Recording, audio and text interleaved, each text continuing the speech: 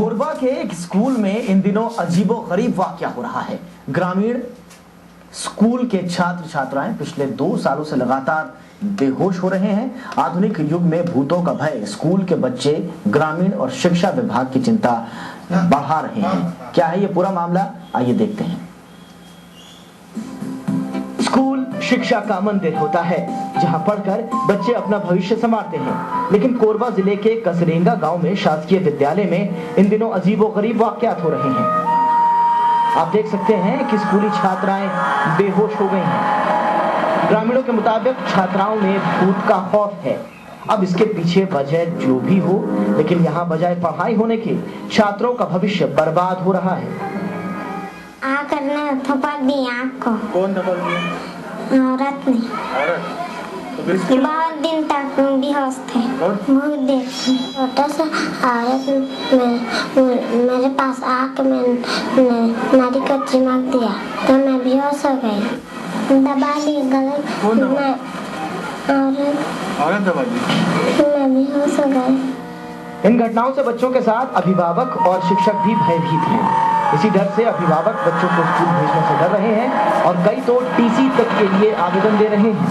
वहीं शिक्षा विभाग भी परेशान है। अभी तो शिक्षक बता रहे हैं कि वो यहाँ से टीसी लेने के लिए रोज आ रहे हैं और वो सिर्फ उनको समझाइश दे सकते हैं, बाकी वो टीसी यदि ज्यादा मजबूर करेंगे तो टीसी देना पड़ेगा। हम उनको समझा रहे हैं कि भाई ये जो बीमारी है वो ज़्यादा दिन नहीं चल पाएगी और किसी न किसी तरह से उसका उपाय निकाला जा रहा है। अब हम किसी बच्चे को अभी शिक्षक लोगों को बोल के रखे हैं कि किसी बच्चे को आप टीसी नहीं देंगे। अब इस घटना के पीछे वजह चाहे जो भी हो, लेकिन स्कूल की पढ़ाई प्रभावित हो रही है। Abdul Aslam, ETV news, Korba.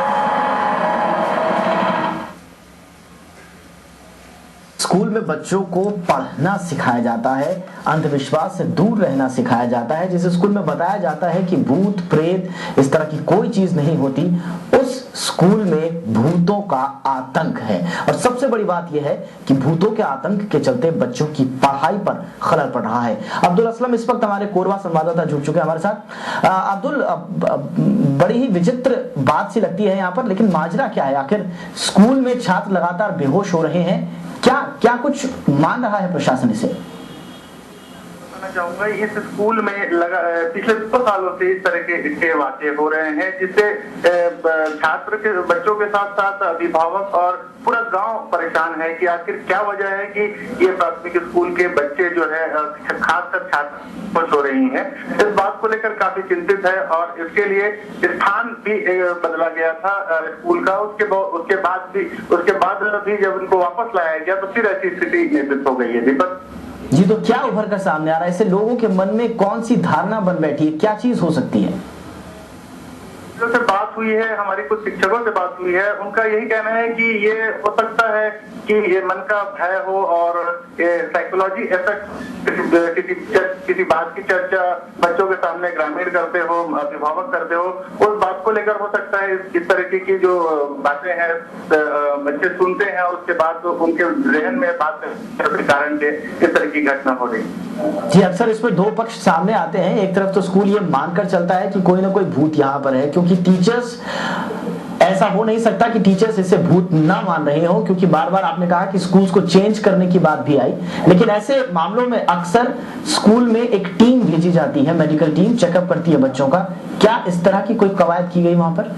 जी दीपक, पिछले बार भी इस तरीके का जब वाकया या इस स्कूल में घटा, उस वक्त भी मेडिकल टीम पहुंची थी स्कूल में और उनका बकायदा चेकअप भी किया गया था।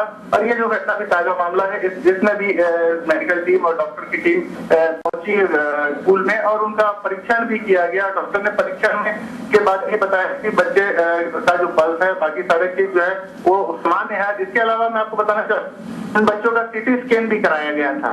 सीटी स्कैन में भी किसी प्रकार की कोई बात नहीं निकली। दीपक जी, तो आगे फिर स्कूल अब क्या कह रहा है? आगे किस तरह की, क्योंकि बच्चे लगातार बेहोश हो रहे हैं तो कहीं ना कहीं गड़बड़ जरूर है। मेडिकल चेकअप हालांकि बच्चों का कराया गया, सीटी स्कैन आप बोल रहे हैं वो भी करवाया गया, बच्चे स्वस्थ हैं, ये उभर कर सामने आ रहा है, लेकिन फिर भी स्कूल ने एहतियातन कोई कदम उठाने की बात कही है? जी, बात को लेकर चिंतित है और इसकी जानकारी आला अधिकारियों को भी शिक्षा विभाग ने ले दी है। संभवतः इस बात को लेकर कि अभिभावक जो स्कूल प्रबंधन से शिक्षा विभाग ये चाह रहा है कि अब स्थान परिवर्तन करने से ही इस मामले से निपटारा हो सकेगा। जी, आपने इस स्कूल का दौरा किया, क्या कुछ लगता है आपको? क्योंकि वेंटिलेशन, जिस तरह से तस्वीरें सामने आ रही हैं, वेंटिलेशन की दिक्कत भी लगती है, तो ऐसा तो नहीं है कि कहीं माकूल हवा ना मिल रही हो, बच्चों को ऑक्सीजन की कमी हो, वेंटिलेशन ना हो, इस वजह से ये दिक्कत पेश आ रही है? नहीं दीपक, जिस तरीके से हमने स्कूल का दौरा किया, स्कूल के चारों तरफ आसपास का एरिया का भी हमने निरीक्षण किया, आसपास के एरिया को भी हमने देखा। स्कूल जो है एक खुले जगह पर है और आसपास गांव जो है थोड़े दूरी पर गांव बसा हुआ है। इस तरीके की कोई बात नहीं सामने आ रही है कि वेंटिलेशन की कमी हो।